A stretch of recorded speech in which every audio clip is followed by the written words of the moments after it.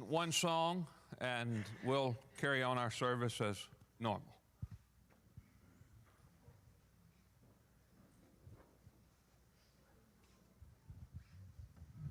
All right, take your hymnals and turn to 176. 176, Lead Me to Calvary.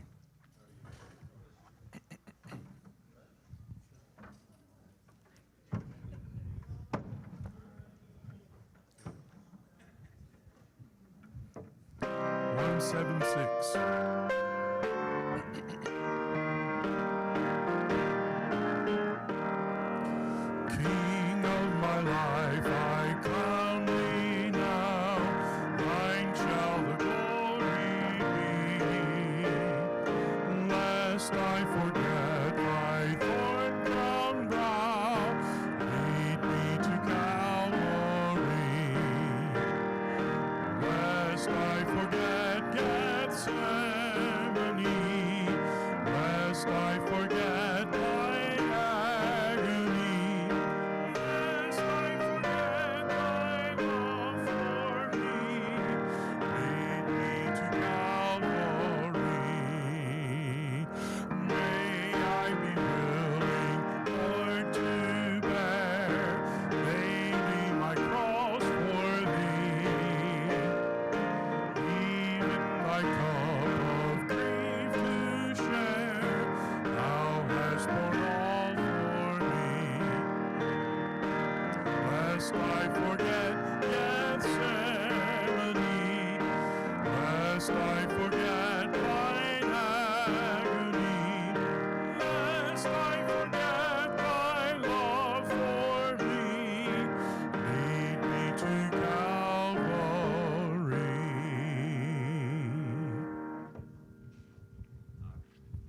All right, man, it's good to see you. Appreciate you coming out in the cold. And when I left the house this morning about 20 to 6, it was not near as cold as it is at 20 to 6 in the p.m. as it was in the a.m. But had it been, I bet I'd have worn a jacket today, but didn't do it. Let me give you some prayer requests real quick. Hospital, Elena. Is Elena still there in the hospital? I thought she was. She had a blockage of some sort, but she's doing much better today. But Elena Beck's in there. Jim Wilson was put in the hospital, I believe it was yesterday. And he has pneumonia, but he's also doing better. So remember him. Judy Eckert had her surgery on her eye today, and she's doing well. I started to say they're watching. She's probably not watching anything, but she may be listening. Ronnie's watching. And so remember her in your prayers. Becky Williams has been having some health concerns and issues, so remember Becky in your prayers. And Brother Vic's you got a boot on? You and Judy need to get together. Judy wears a boot. Well, what's that called? The boot scoot boogie? Y'all might could do a demonstration one Wednesday night while you have your boots on.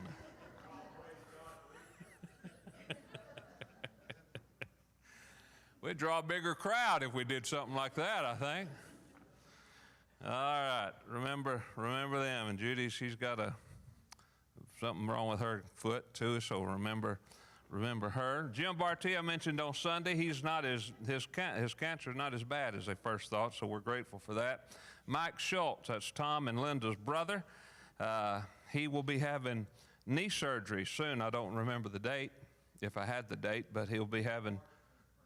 When is it? Okay, here in the next few weeks then. So Mike Schultz was assistant manager at Brookshire Brothers number 5 for my first job when I was 16 years old. And so all I can say is Mike Schultz is getting pretty old. No, I don't know how old Mike is. He wasn't much older than us, I don't think. But anyway, known him a long time. And then I also think that Linda's mama, Emma Ray Arrington, is not doing well. She's 100, a little over 100 now. Is she not 100 yet? Oh, okay. She's getting pretty close. but she's not doing real well. So remember her in your prayers, if you would. And I mentioned on Sunday, Pastor Don and Sherry Sheffield.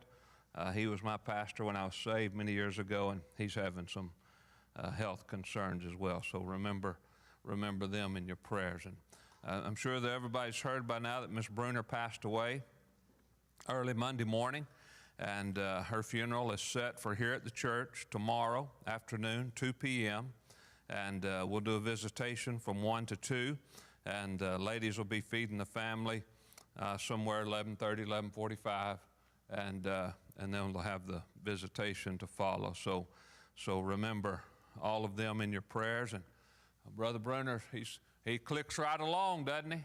He's here again tonight. Only thing different, if we have the rapture tonight, Brother Brunner, he's probably going to miss you. He's going to look for you. Richard Nash, it's your only chance to get into heaven. Because if the rapture occurs, God will think that you're Mr. Brunner and he'll take you. He will probably send you back.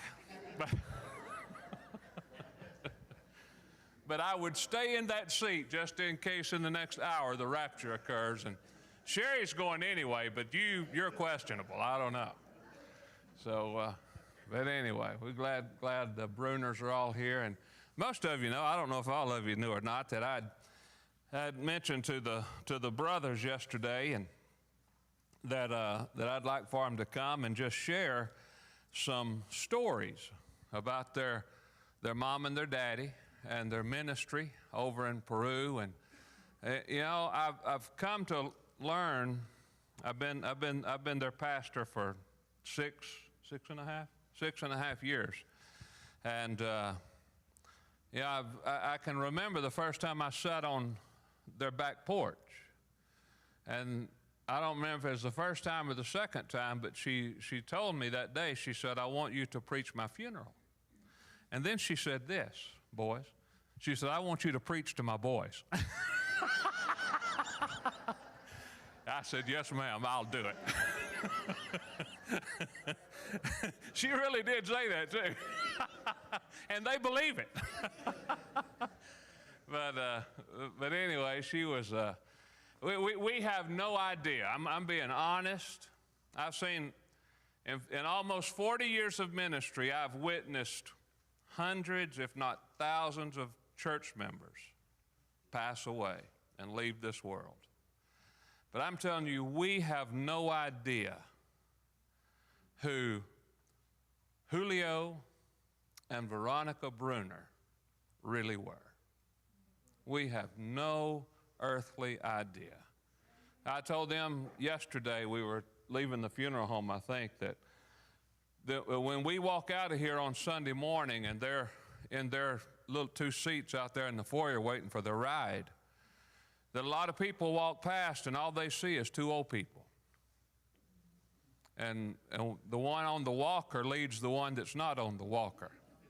And the one not on the walker can't keep up with the one that was on the walker.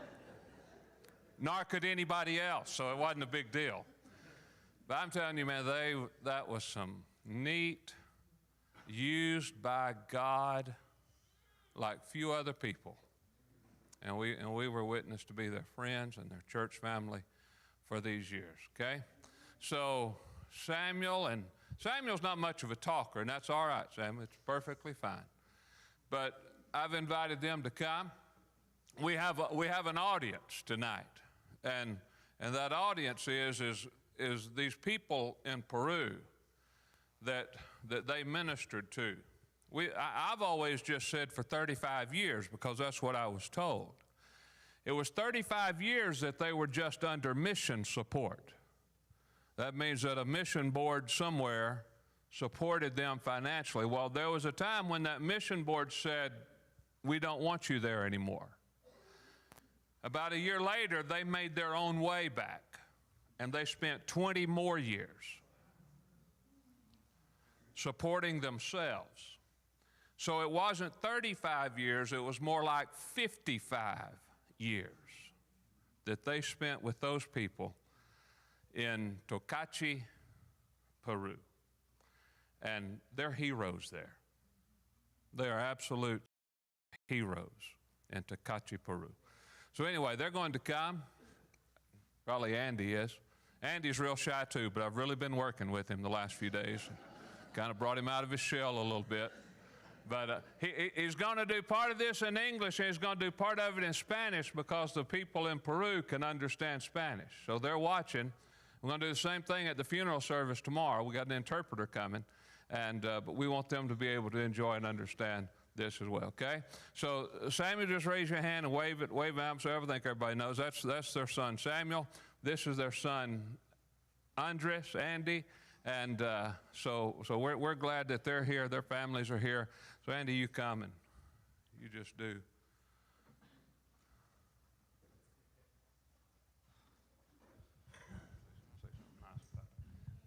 Yeah, well,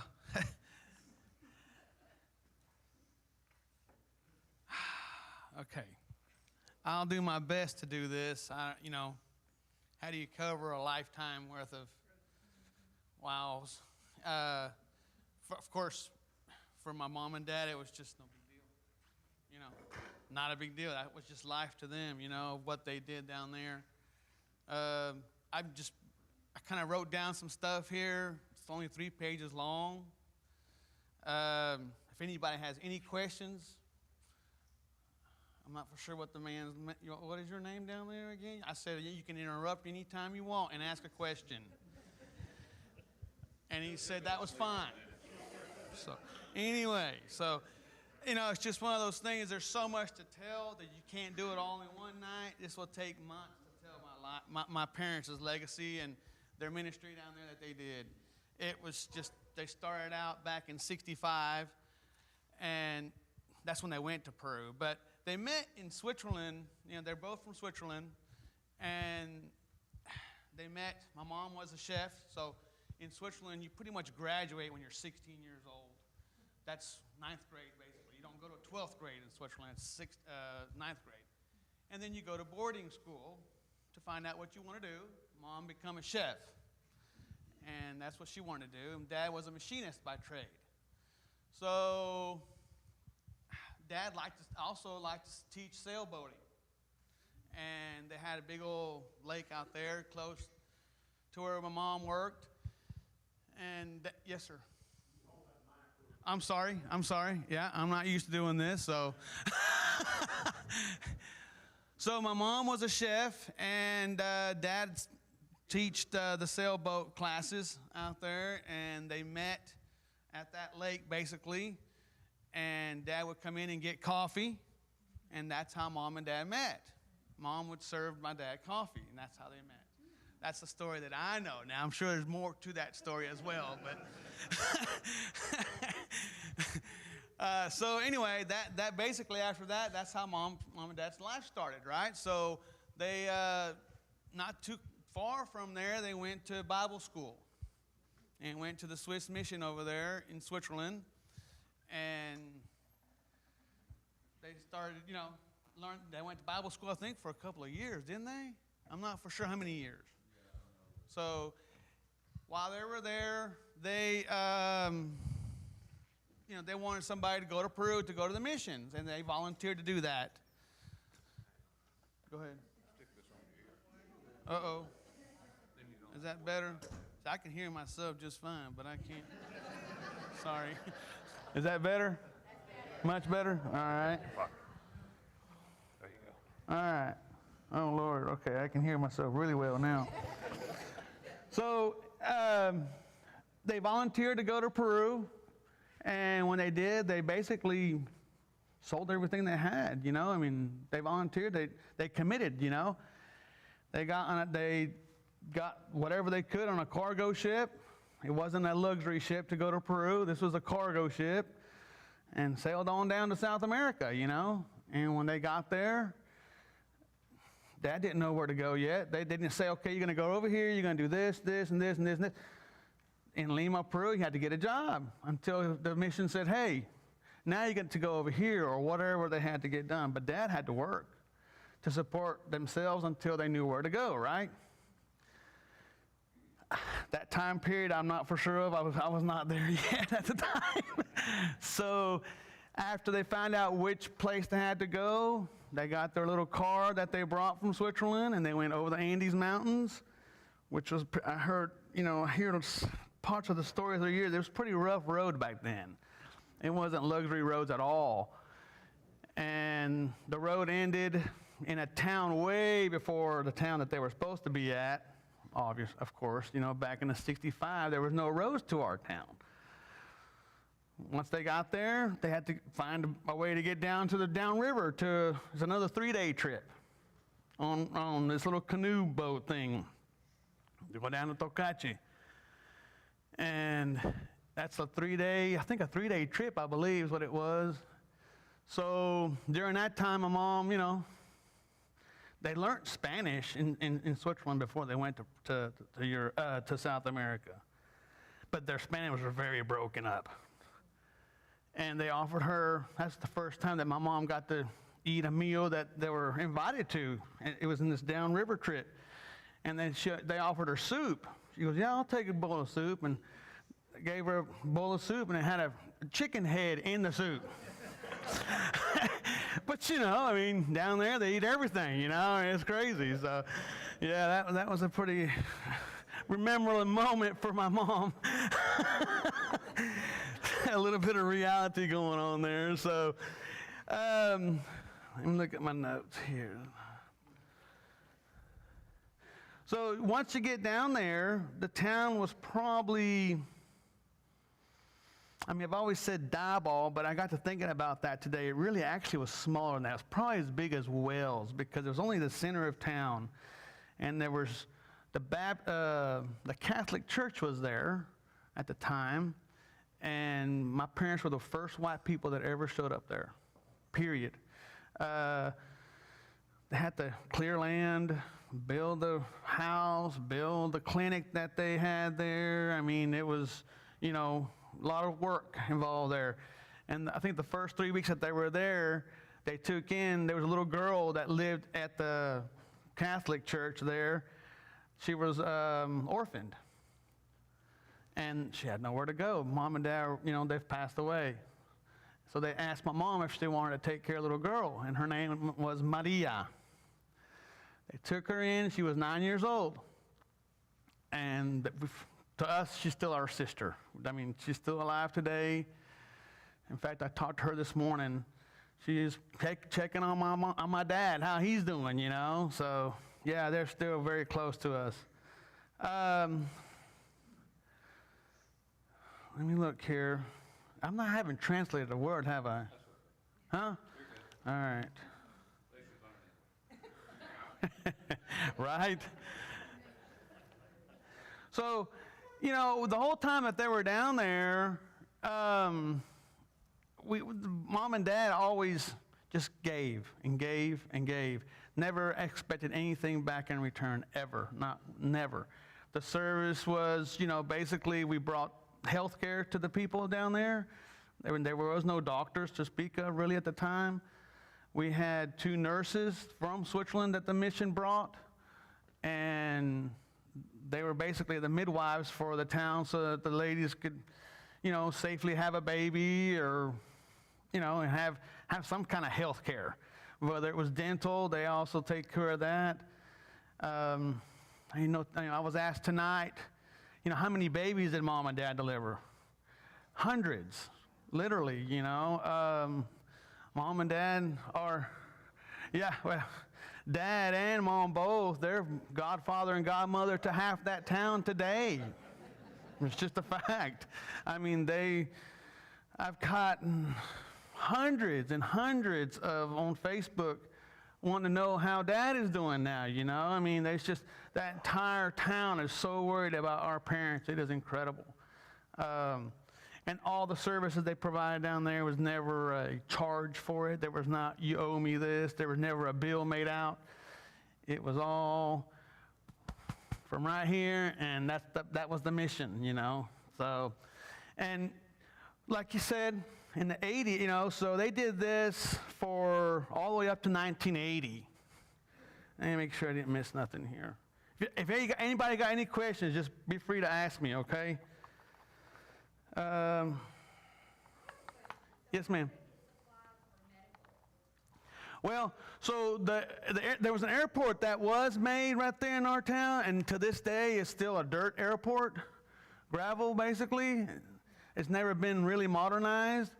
There was airplanes that was able to come down and deliver us supplies, little small airplanes, and I think there was a couple of big airplanes that showed up there a couple of times, but that was before our time. Yeah.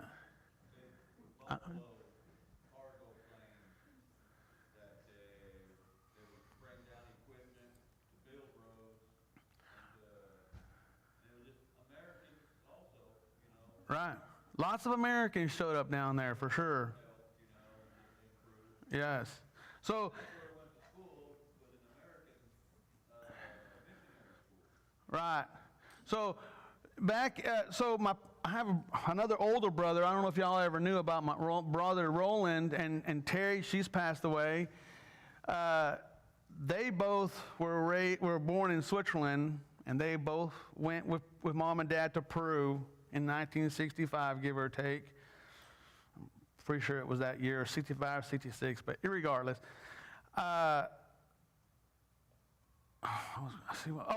So they were basically homeschooled for the most part until about 1974 or 75. Yeah, but yes.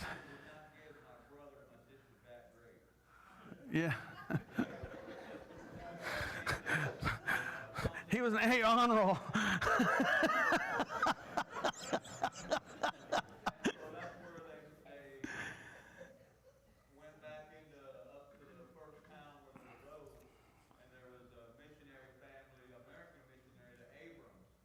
Mm-hmm. There, from an American mission. Yes.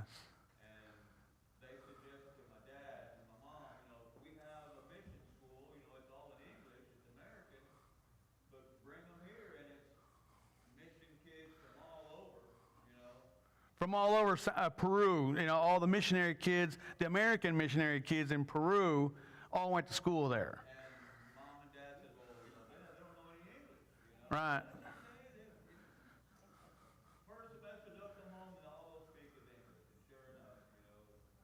Yeah. So English was our third language. First grade, we didn't know no English at all whatsoever.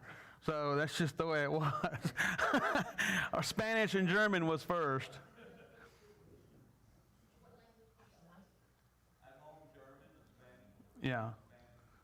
Yeah, that's our first language. And then English was a third.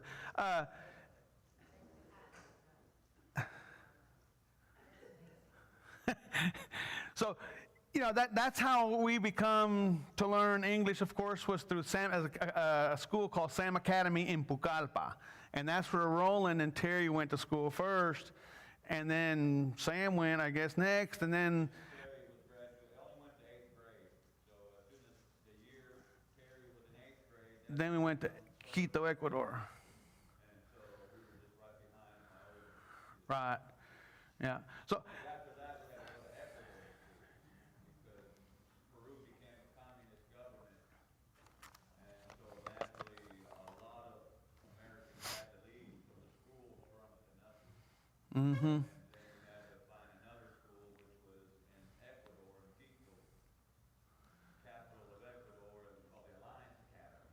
Right, and it's still going on today. The Alliance Academy is in Ecuador.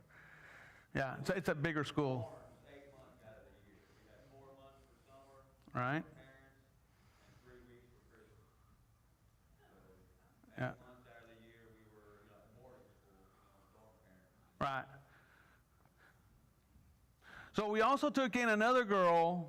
Her name is Victoria. And every time they go down there, Victoria always takes care of mom and dad, makes sure that everything's good. Breakfast is good. Beds are made, laundry's done, always took care of them, and she's still down there, and she's also big part of our family to this day, Now, we took her in because her mom and dad couldn't afford to take care of her. There was just no money. So mom and dad took care of her And we just took her in, as a sister. So, let's see here. So, the 80s, 1980, he mentioned that, we got out of the mission at that time. They asked my father to start over, basically, in a different location. And Dad's like, whoa, man, we've been doing this for 25 years or whatever many years it was.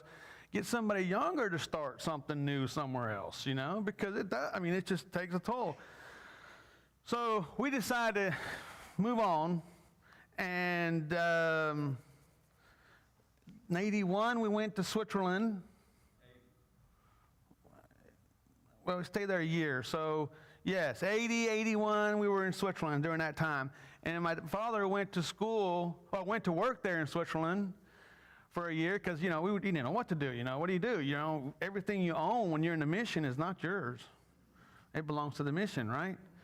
So Dad didn't know what to do. So we went back to Switzerland for a year, and Dad started working for his best friend that he went to school with. He was a machinist as well. And of course, he had a nice setup there in Switzerland. And Mom worked at the Mikro, which is a kind of like a big Walmart in Switzerland. And that's where Mom worked for a year. And when we were about to leave, my dad's best friend asked him, he had several lathes. He goes, if you want to pick out any of these lathes, which one would you like the best, And Dad says, well, I would love to have that one. And he offered to pay for that lathe to be shipped all the way to Lima, Peru, so that Dad could somehow make a living down there with that machine, because Dad knew machine work. So that was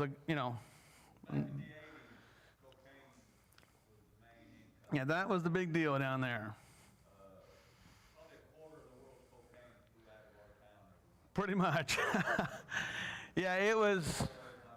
Parents wanted to show people that there is a different way of making a living. Yes. It wasn't just hallelujah, praise the Lord.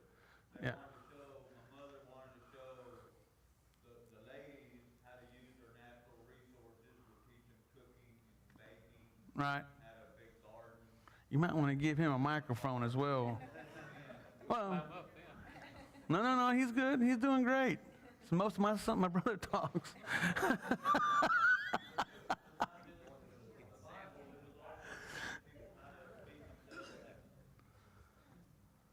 There you go.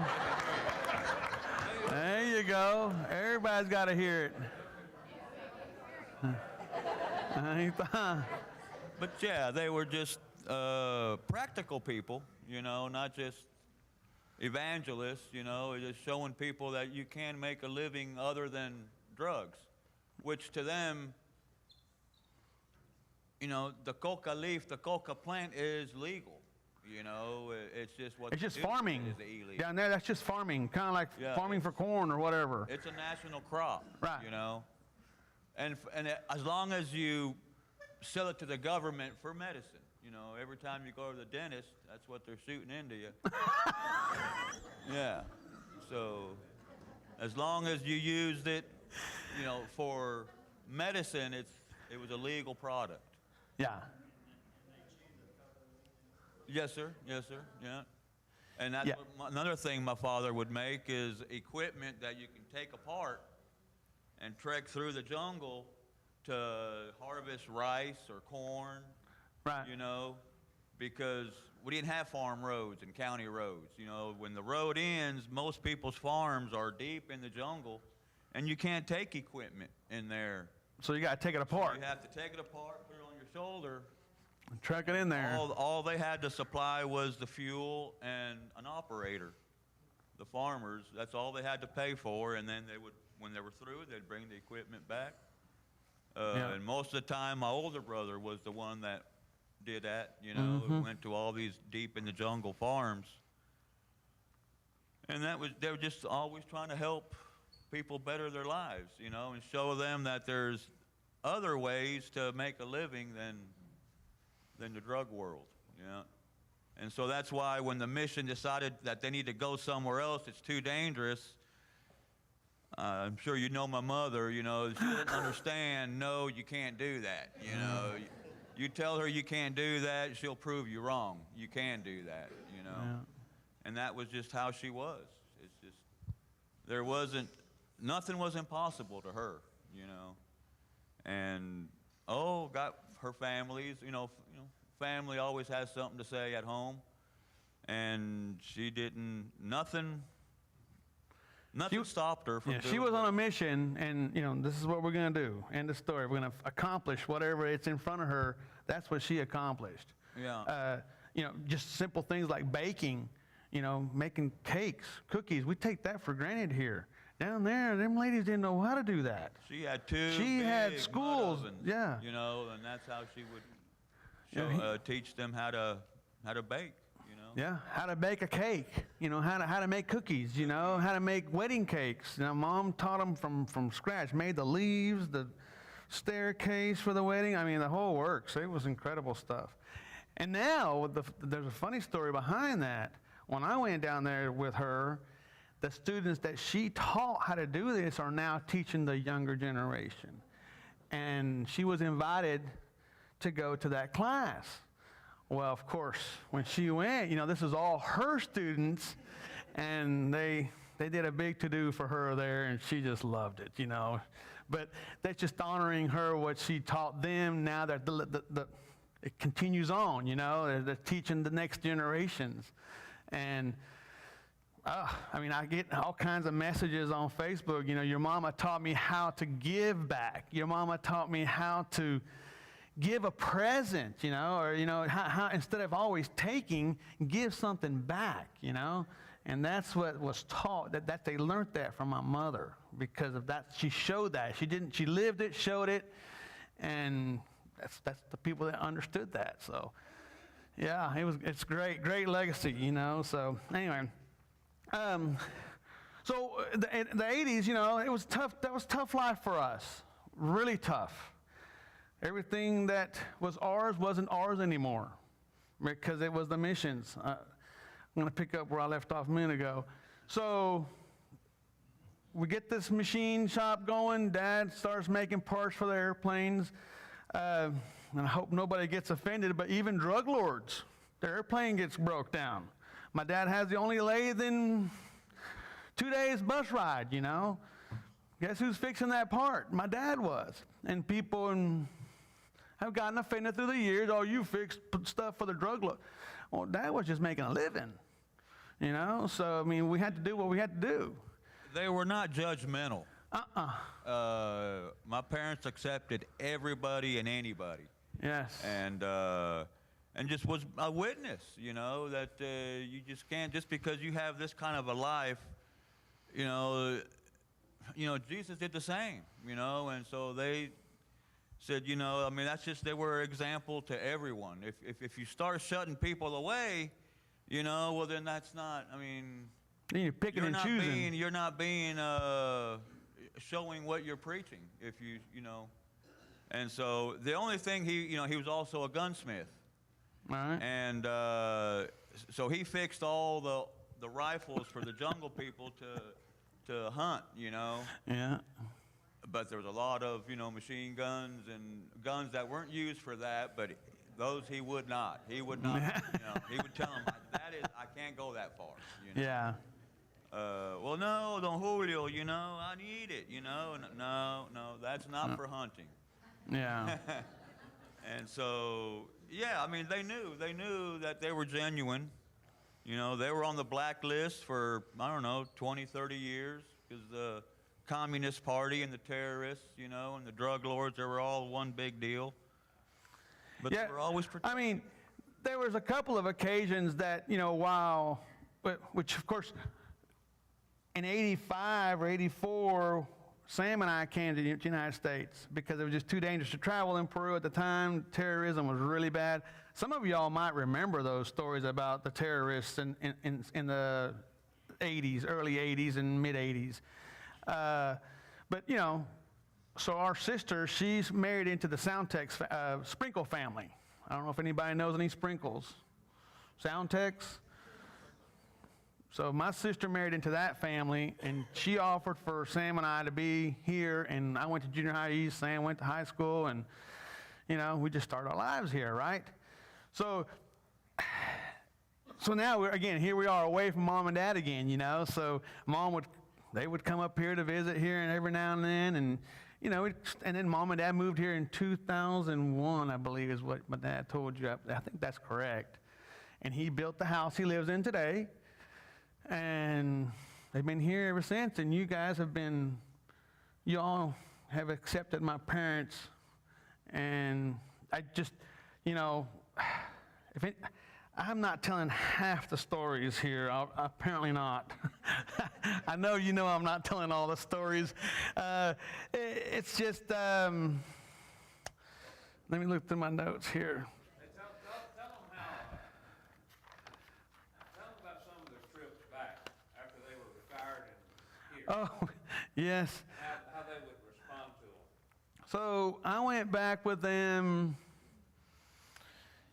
in 2000, and then I went back in 2005 or 8, somewhere in there. I've been back a couple of times with mom and dad, and it just mind boggles me every time I go down there, even as her son. Again, for us, it's just a normal life, no big deal. But when I get there, we were at the courthouse taking care of some stuff, and they had the teachers wanted to raise, so they were doing a big old to-do on the main plaza there, and I'm standing there, and we weren't able to go. Well, so we stood there at the jamb of the door there, and the ladies in there brought my mom a chair, and she was sitting there, and I was on the other side, and we were just watching this thing happening, and all of a sudden one lady seen that my mom was in town. Hey, how you doing, Mrs. Brunner? And another lady shows up. Hey, how you doing, Mrs. Brunner? Before I could even look back and turn around, there was a line of 30 or 40 people waiting to say hello to my mother, Just the respect for them down there is just, I don't even know how to put it into words. But it's because they did and give and gave and gave down there. They were the first ones to have water, first ones to have a toilet, first ones to have a window in a house. And you think, well, what's that? Why, You got to imagine, in the jungle, you don't need windows. Well, all our little houses were made out of little bitty sticks. You can see outside just fine. You don't need a window. So they made fun of my dad for putting a window in his house. Little things like that we don't even think about. But down there, it's just a little different world, So there's stuff that, for us, again, not a big deal, but for here, it's a whoa, it's a catch moment, that happened down there. And anyway, we had our own orange trees we had to make or create. Dad did a lot of grafting. I remember that personally. We grafted our orange trees, or lemon trees, grapefruit trees. Lots of grafting going on, and we produced some awesome fruits. If we wanted a lemon, we go out there and grab a lemon, make lemon juice, If we wanted oranges, that orange juice for lunch, we went out there and got a bunch of oranges and made some orange juice. What's for lunch? A chicken. Over there and catch a chicken and killed it, It's just the way it was, not a big deal. The chicken was walking 10 minutes ago, and now we're eating it,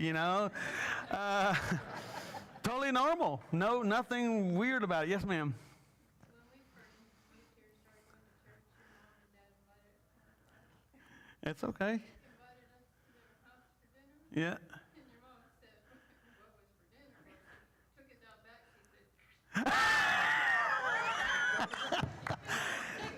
That's just life, It's just the way it is. Yes, ma'am. That's just the way it was. Yeah. It's just,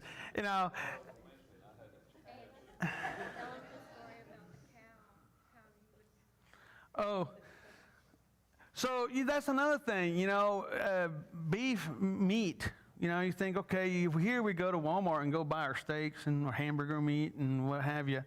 Well, in our little town, nobody wanted to kill their cows. Now, that was their living, right?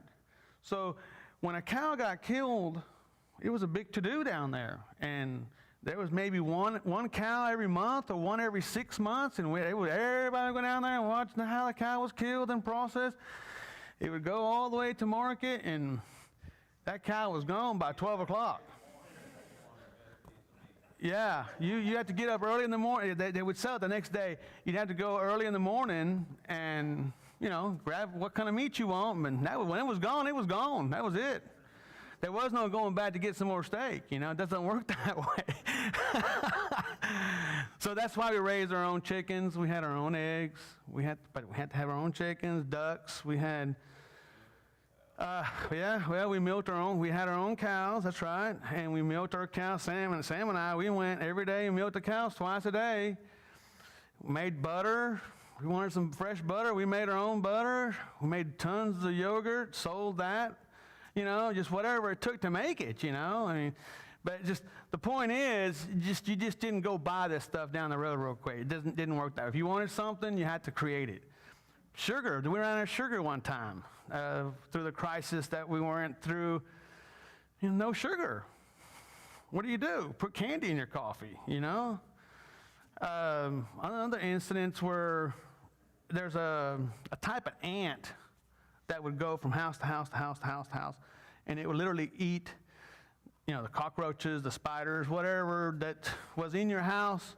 And as long as you stayed out of their way, they would go through your house, and that was our, clean house moment. Let them be. You don't want to disturb the ants, And the ants might be in your sugar. Well, and the next morning, you just put your sugar in your coffee and you keep going, Not a big deal, And here it's like, ooh, well, you don't have a choice down there. Little things like that happen. As I said, I can go on and on and on. One of the times that I went back to Peru, one of my best friends, his brother-in-law, they invited me to eat lunch, and I had turtle. I was eating my soup, and there was a turtle leg in it. Like, I just kept going. It was good, So, but her husband, my best friend's sister's husband, he goes, "Man, did your mama tell you about our trip to Lima?" I said, "No." So what are you talking about, And he says, "Man," he goes, "we almost died that day." I said, "How? What happened?" So apparently between the terrorists or the drug cartel, drug lords, whatever, and the military, they were having a big old gunfight around the bus. And everybody in the bus had to get under the bus to not get shot, because the bus literally got full of bullets apparently. And my mom was in that trip. Well, I never heard this story. I said, "No, my mom, no, come on, you're kidding me, And he goes, "No, that's true." I came back home. Mom, I think me and Dad is the only one that went to Peru that time. Come home, I said, "Mom," I said, "what's the deal with that bus trip?" He goes, "Oh, yeah, that was a bad day," she said. Wow, Mom, you never told us about that one, But it was just, there's little things that Mom never shared their story, because to them, they just accepted it and dealt with it, and that was just life, There's no, "Man, look what we did, I did this, I did that." That's not what Mom and Dad were about. And if y'all knew them, that's just a fact, so. Yeah, she wasn't much of a moper, Yeah. However life came, she just, Took it fired like it right was. back at it. There wasn't no saying, "Oh, this happened to me today, so Yeah. I'm going to feel bad all day." No, there wasn't no time for that. Yeah. She just put it behind her and moved on. It just, we'd Yeah. come home, we'd be gone, 4 months in school. We finally get home, and you wake up the next morning at 6, it's time to go milk the cow. It wasn't.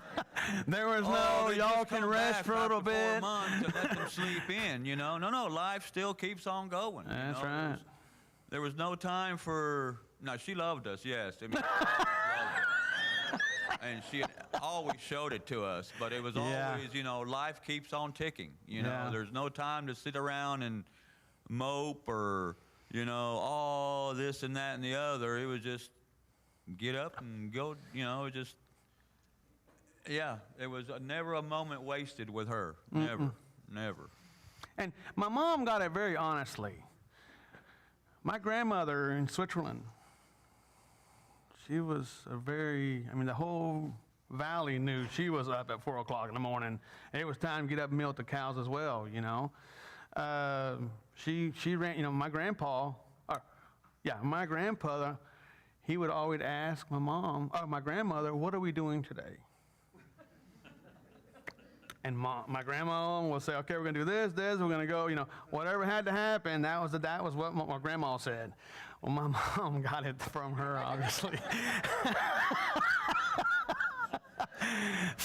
But, you know, and that's just the way it is. I don't know why it's that way, just a character, you know, and it's a really strong character mother had. So, yes, she was very blessed. I think most of the people know one thing about your mother. I want to know who taught her to shake hands. Well, Shake a hand like nobody else. yes. So tradition in Peru is when you meet somebody, you look them in the eye and you shake their hand. It's very meaningful to them. I mean, obviously, y'all found out, you know. I mean, it's just, you shake a person's hand when you meet them. End of story. It's just the way it was. And you know, there was nobody in South America that would walk by my mom and dad without saying, hello, Mr. Brunner, or even come and shake their hand for sure. Because if you didn't, Mom will let you know about it. You know, when they came to America, it was a culture shock here. I see some young kids here. You know, the younger generation always made sure to go greet the elders. It's just the way it's got to be, you know. It's called respecting the elders, you know. In Peru, it's very, very emphasized. It just has to be that way, you know. But, you know, and I'm not saying, you know, it's just different culture, different world, and it was hard for them to adapt here. And there was a lot of argument, you know, hey, we've had our rough days too, within the family, you know. How can you not greet me, you know, Mom would say. Well, you know, kids come in, hey, how you doing? Nice to meet you, you know. And they move on. Well, Mom just didn't accept that. You know, she wanted you to come over there and say hello to you, you know, and she will shake your hand like you said. So that was a very strong, that to her, that was, you know, very personal, and it was definitely there, yeah. Everybody that tells me that Mom could shake a hand, there's no doubt. Yes, sir. So yes, we went to school in Pucallpa, Sam Academy, to 8th grade, and then we went to Ecuador, and my sister graduated from there. Roland graduated where? In Switzerland. Yeah, he was a smart guy. That guy, you know, my sister told me several times how he never had to study. I mean, I was always dyslexia. I had to memorize everything. My goodness. I had to memorize everything word for word or I wouldn't pass the test, you know. My oldest brother, he had the gift of he looked at it one time and he had it memorized. You tell him that, he says that's not true. But how do you go from 8th grade to university? You know? So, yeah, he was very smart. But Terry, she went to nursing school in Switzerland as well, if I remember right. And then she went to Miami and stayed with a dorm. So in Ecuador, we went to we had dorm parents. We had to stay in a big dorm, girls and boys. And she had a roommate there that her parents lived in Miami. I forgot their names. If you'd say, I know it. But anyway, so she stayed in Miami and was going to college there and met Ben Sprinkle. I don't know if anybody here knows Ben Sprinkle. That's John Sprinkle's brother. So if anybody knows John, anyway, that's in the Sprinkle family.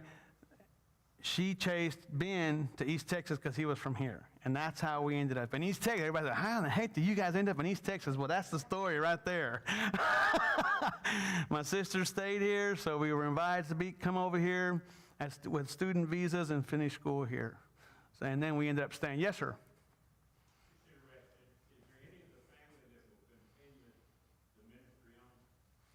No. Yeah, that's a good question, in fact. So, Dad, he built a church in our town, and that church is still there today, as far as it continuing.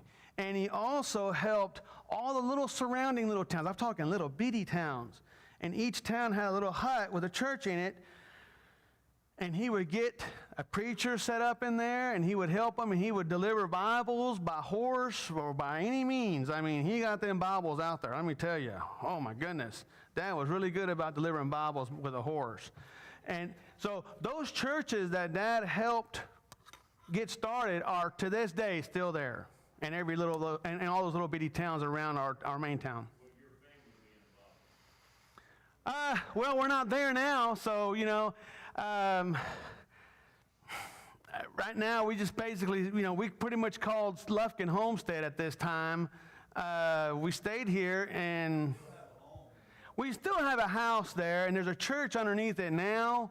From the house that you'll see a picture. If y'all come to the funeral tomorrow, you'll see a picture of the house.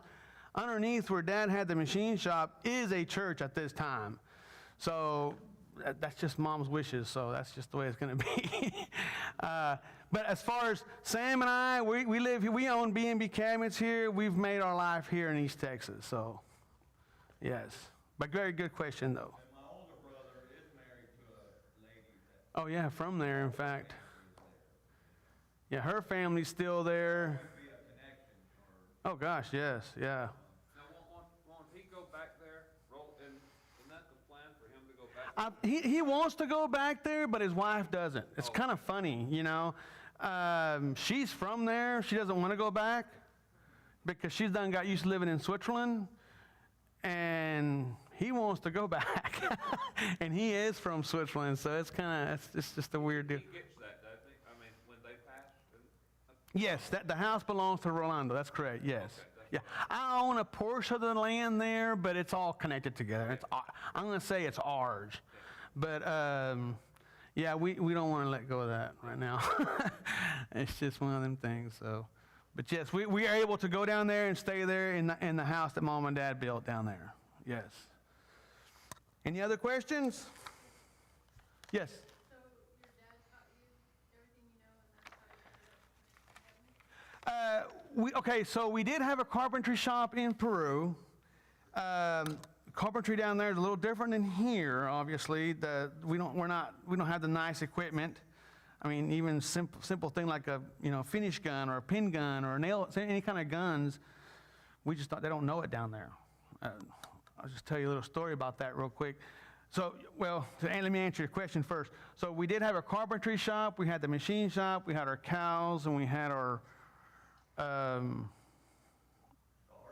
gardening, and Mom's schooling for the cakes that she did. So we did. That's how we made a living down there after, in the 80s. What we learned here, we learned with Kurt Kale. I don't know if anybody knows Kurt Kale. Did you know Kurt Kale? That was that's right. I knew I recognized you. So we started there in 85. Sam and I both did pretty much as cleanup boys at the shop that we own today. And, loved it. Loved it. My goodness. Every time I cut into a board. everything in life. So by the time we were of age, we kind of had an inkling on what we were going to do. Yes. But in Europe, that's what you're right. It's not all let them be kids, It's from first grade to ninth grade. That's the time that you start figuring out what you want to do for a living. And by the time you're 18, you should know what you want to do. It's the way we look at it.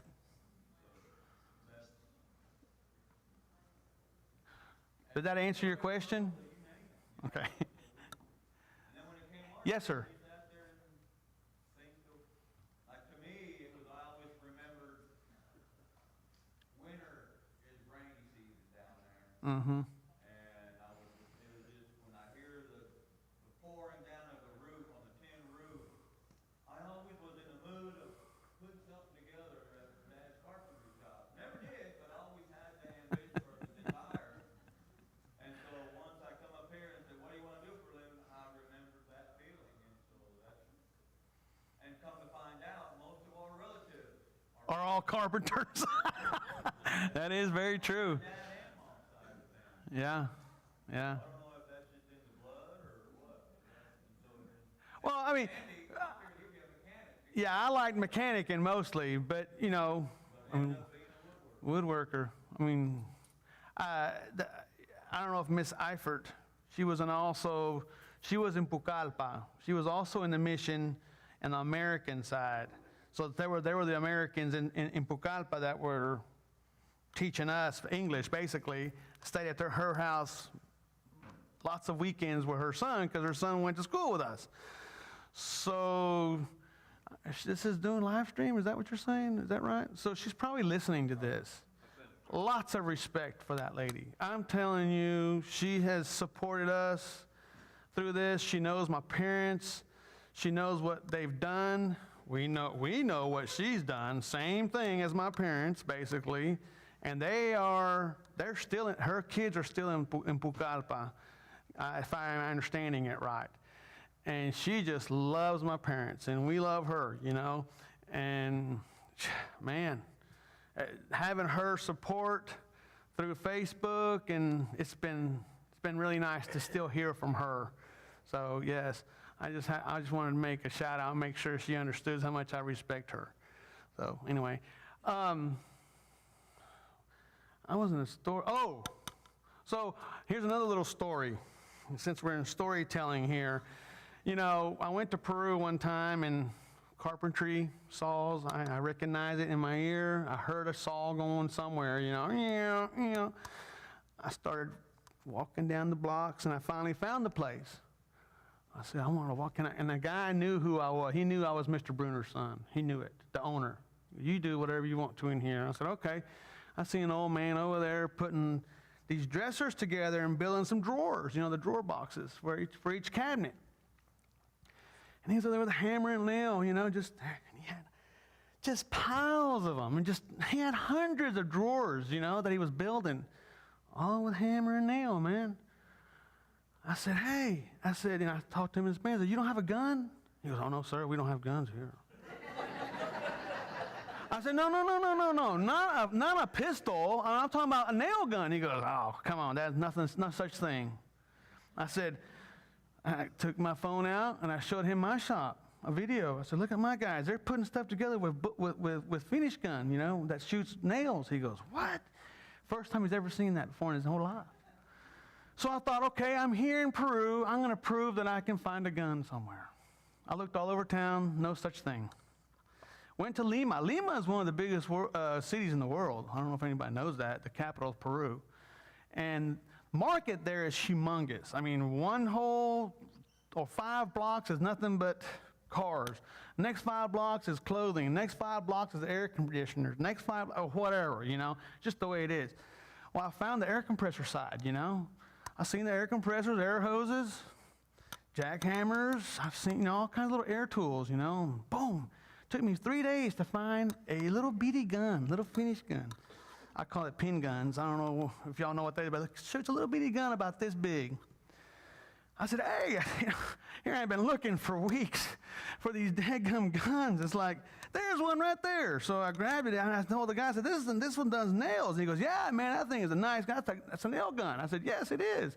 I said, okay, cool. I said, how much is it? And he told me, and I said, and I was going to buy it to take it to Tocache, you know. And he goes, okay, I need the nails. He goes, well, I don't know about the nails, he says. I'm like, what? I said, you're selling a gun with no nails, you know. It's just, again, you know, wow, how far behind they are, you know. And we take that stuff for granted around here. So many things we take for granted here that down there they don't even know about. Air conditioner. We didn't know nothing about air conditioners until we came here in '85. We get in the car with my sister in September. It's hot. We roll the windows down. It's hot. You know, we wanted some wind, and my sister kept telling us, hey, roll the windows up if the air conditioner's on. Well, that didn't mean nothing to him, Sam and I. We kept the windows down. You know, it's hot. So about the 3rd time, we rolled the windows up, and we stopped at a gas station. We opened the door, and it's like, whoa, what just happened here? Why was it colder in there? That's when so, yeah. So now, there is air conditioners now in Tocache, but not in every home. You know, my best friend, I went to his house. Of course, now, I've been in building business quite a while now. I can pretty much look at a house and say, okay, those are air vents, yeah, that's an air conditioner.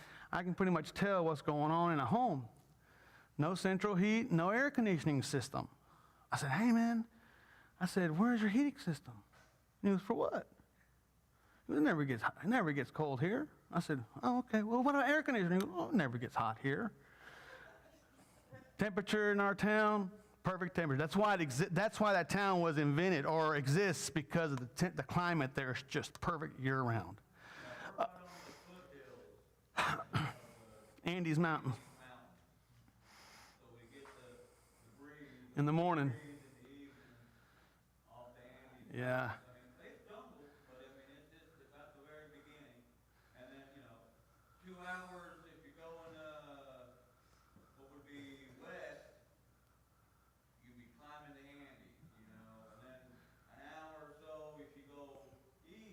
You're in the jungle. You're starting the Amazon part of the jungle. Yeah.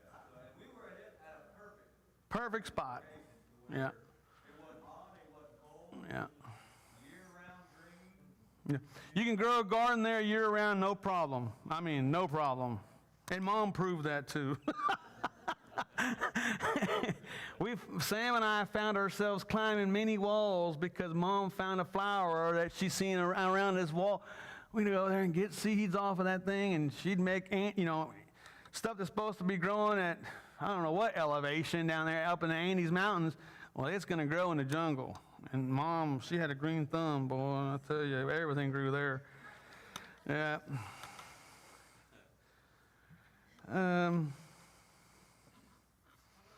Yes. You can tell him about the siesta now. Grab your microphone, Dilly. Yeah, siesta is something important in Peru, you know. You eat lunch, and then from 12 to 2:30, 3 o'clock, it's silence. I mean, the whole town is napping. So that was not for just us my kids, parents, was it's the great, whole town. You know? So, we had 4 rivers we could choose to go swim at. So Oh, yeah. We had a good time, but to this day, my dad will tell people to clear the couch, turn the TV off. He's having his siesta. He's done, yeah. Yeah, he's a firm believer in it for sure. A lot of people Yeah. here take them from 11 to 12 on Sunday. That is hilarious.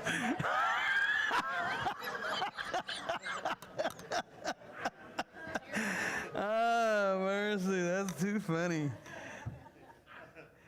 But yeah, so, here we are talking about this, but there's just so many, every day, we're in the house, we're talking, I said, oh man, I forgot to tell you about this too. I mean, every hour, every other day, I think of something else that's happened, I mean, it's just, I just seen another note here that I wrote down. That's why I'm going to bring this up.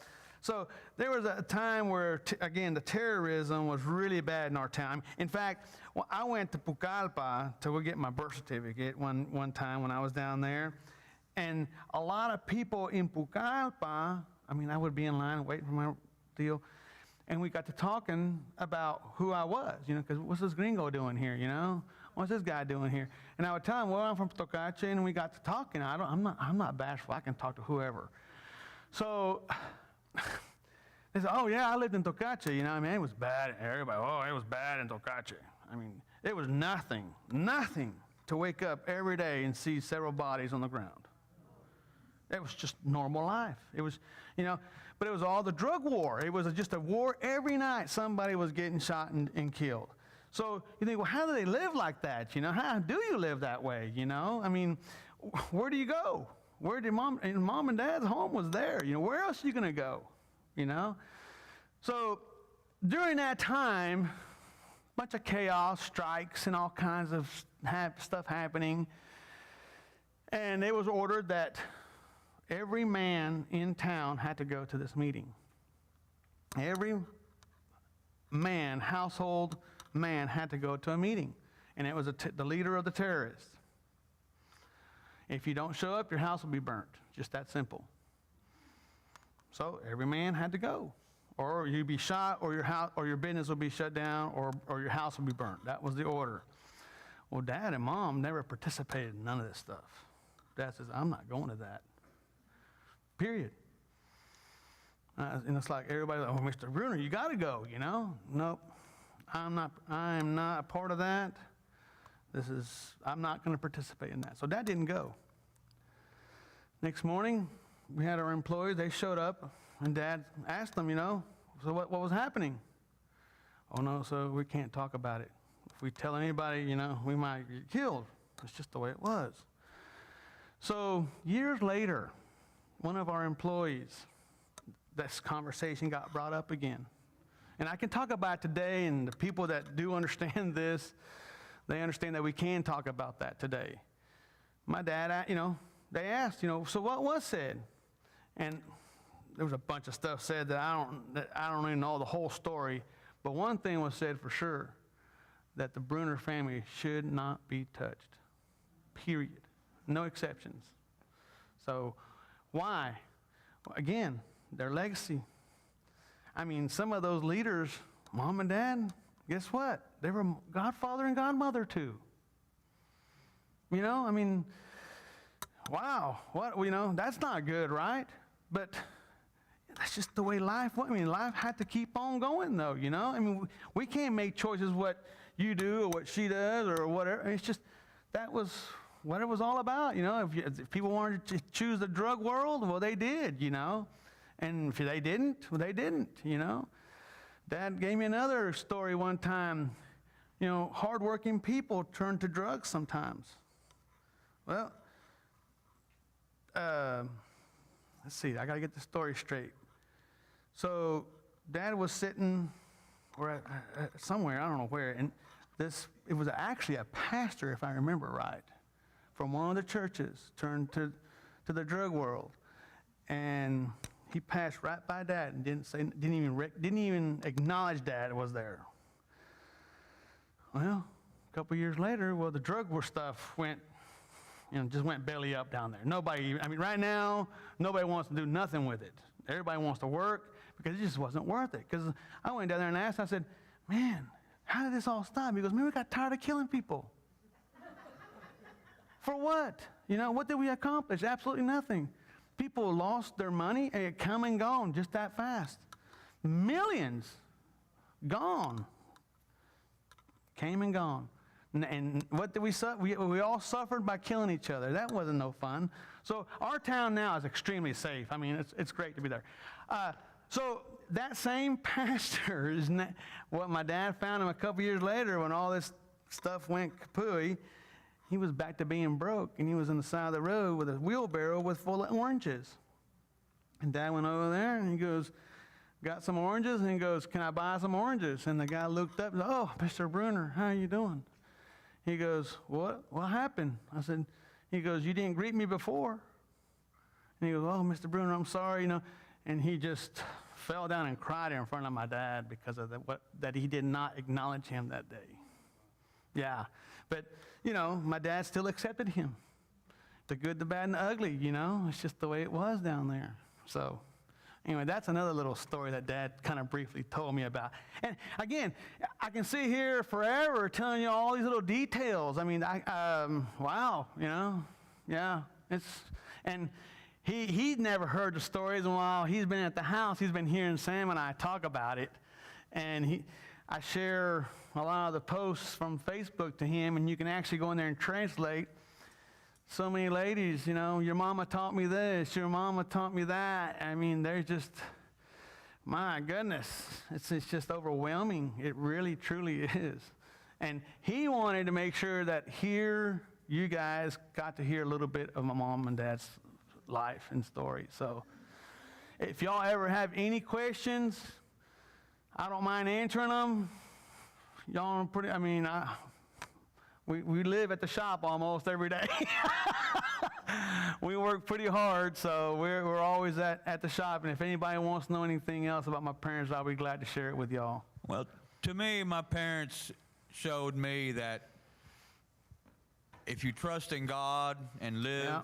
for God, there's nothing to worry about. That's right. You know, we weren't rich, but we never done without, you know. that's right. There was always, especially after the 80s, after we were on our own, you know, every evening Dad would, after supper, he would do the books on Here's another this one. is how much we spent on fuel for the generator.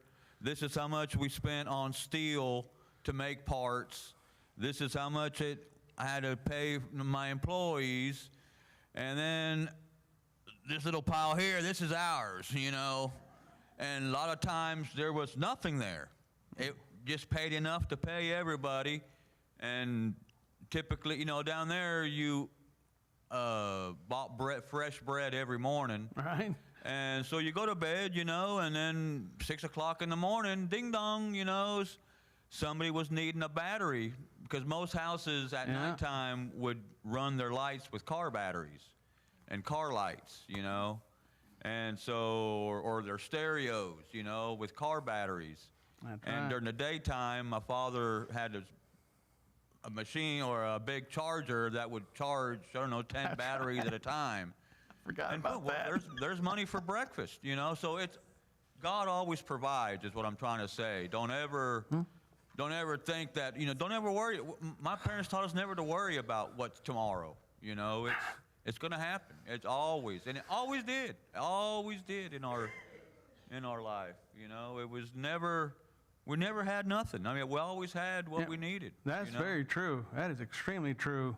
All And the we time. We always just had, might have not been wealthy stuff, but we were able to make it, you know? I mean, and we were thankful every time. Yeah, that's right. I forgot about the battery stuff too. That's right. Yeah. And, you know, and electricity only came to our town just recently, late 80s or mid 90s, in fact, was our first generator for the town. Dad came to Miami. They went to a big old auction and bought huge, big generators for the town. Well, it has an idiot light on there. It says, hey, it's low on oil. And they didn't like that light, so they cut it off. And it blew up the engine. It's just, I mean, that is not quite exactly like that, but something similar, you know. They didn't even believe the idiot light, so they cut it off and said, keep on running it. It's all fine. But now there is electricity that goes to our town from the main grid line, so that it's come a long way. So, well, I appreciate everybody listening to me. I hope I made sense. Let me tell one more thing in a minute. Go ahead. All right. I told somebody before we started, and I realize some of you have to work, I understand that, but if there's ever been a funeral that the church ought to absolutely be packed, it ought to be this. It ought to be. Anybody that gives 60, 80 some odd years of their life to serve Him for a long time and to model Him for the rest of the time. Unless you're forbidden by a job or some health issue, I'm telling you, we honor her. I'm telling you, we honor Him. Amen. For allowing her, for their sister, to chase somebody named Sprinkle, of all names, to Lubbock, Texas, and for them to move to Lubbock, Texas. Amen. I'm going to tell you, you can write it in Hollywood. It's all the plan of the sovereign, holy, mighty God in heaven. Amen. That Miss Brunner got to be a part of our life for however long she was part of our life. Now, one more story I want him to tell about, and we're done. I'll pray when he's through. Is he sent me a Facebook message the other morning Oh. of a again, I tell you, these guys, most of them, they don't have any earthly idea who we're even talking about. And most of us don't realize. There was a newscast. I sent it to my wife. we understood about 6 words in this 5-minute or so newscast. There was a newscast about her dying and leaving this world in Tecachi, Peru. The other one. Tell us that. I'll pray. So, you know, of course, when our town found out my mom has passed away, I mean, they're still crying right now. The whole town is.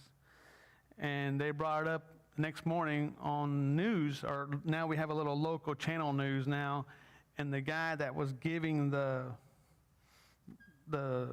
news announcer, he actually knows my mom personally, since he was this big, you know.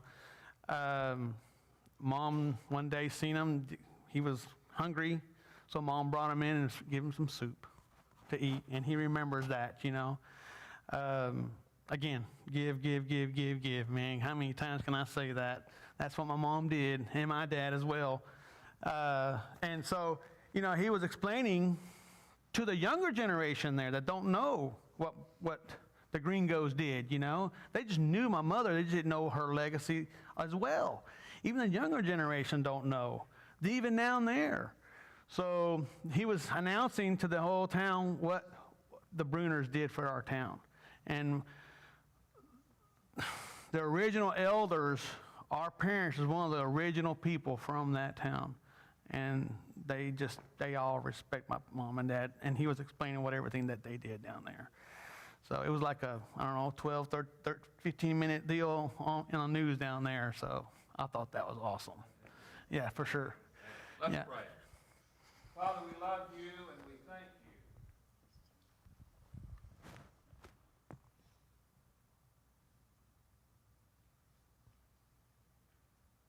for making a provision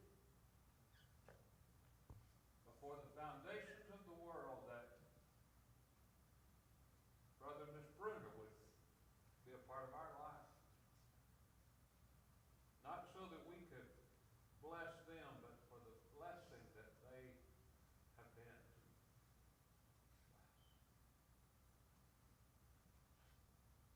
Lord, as Ronnie Lusk says at every funeral service that I've preached as his pastor, I pray that tomorrow that we honor Miss Brunner, and I pray that we honor